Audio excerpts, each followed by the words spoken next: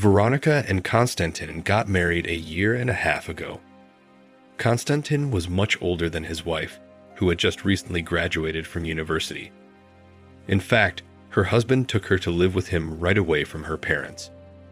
She managed to work for 2 years, and then almost immediately after the wedding she quit. She said there was a lot of stress, and the bosses had become completely inadequate.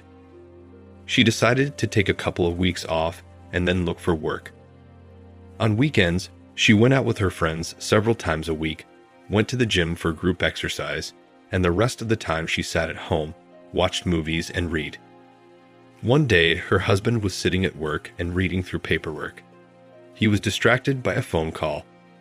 It was an unfamiliar number, but he couldn't help but answer. It could have been a new customer, but he realized from the very greeting of the caller that he was receiving another call from a representative of his internet provider.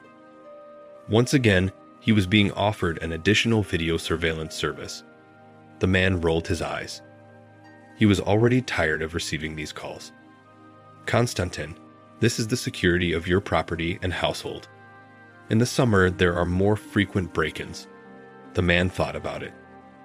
Indeed, recently their neighbors were robbed, and they could not find the thief, and then return the items because they were quickly sold. It was hard to say whether it was out of fear or because he had already been fed up with this intrusive offer. But the man agreed to the installation. Only he decided not to tell his wife about it. He didn't want her to be unnerved. He thought it was more of a reassurance. Chances were, he wouldn't see anything but frantic runs from their cat there. But unfortunately for him, he was dead wrong.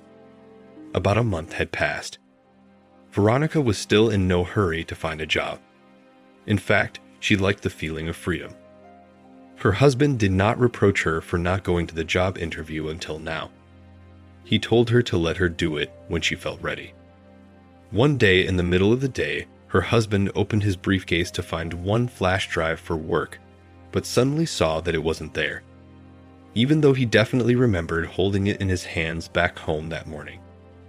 He worried that he might have lost it somewhere along the way. But before he panicked, he should check. Maybe he had dropped it at home. He decided not to call his wife because she wasn't going anywhere that day, and she could have gone to bed. When she quit her job, her body was probably full of energy, and she was often drowsy in the afternoon. Now the cameras would come in handy, thought her husband, smirking weakly. He turned on the program on his phone and began to rewind the tape for the morning. Here he comes out of the kitchen, takes a flash drive from the shelf in the living room, then goes into the hallway. And before he gets his shoes on, he puts the drive on the nightstand. And, of course, not having remembered it in the rush, he runs off to work. Now everything made sense. The man even breathed a sigh of relief, but then noticed something strange on the tape.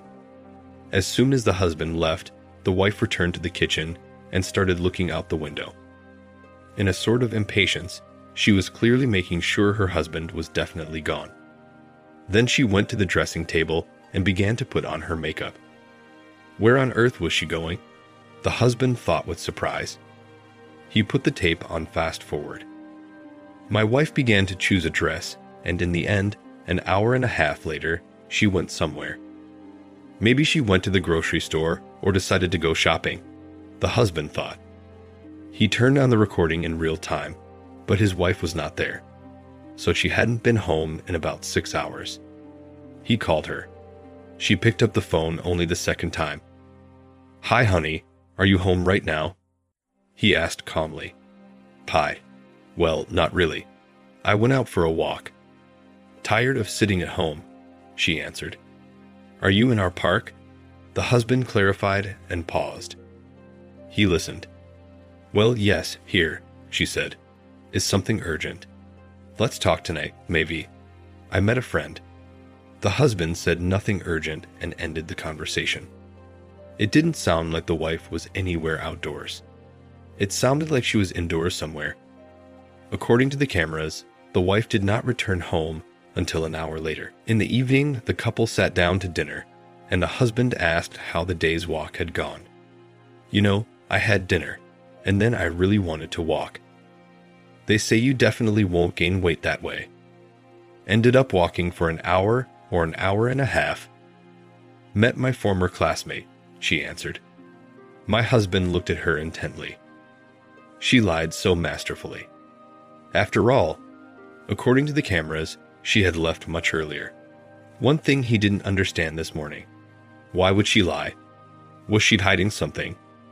The next day, her husband scoured the internet for a small tracking device of his, that he could slip discreetly into his wife's purse and track where she was secretly going.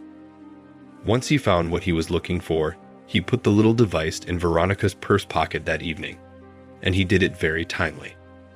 The next day his wife, she said, was going nowhere, which meant it was the perfect opportunity to check on her. The next morning her husband was already sitting at work, occasionally checking Veronica's whereabouts. This time, she had not left the house so early, but only by lunchtime. Her husband watched her movements carefully when she finally stopped somewhere. He left work early and drove to the location. When he arrived at his destination, he was surprised to find that it was a branch of that chain of gyms where his wife worked out. Except she went to the gym that was closer to their house, and this one was completely on the other side.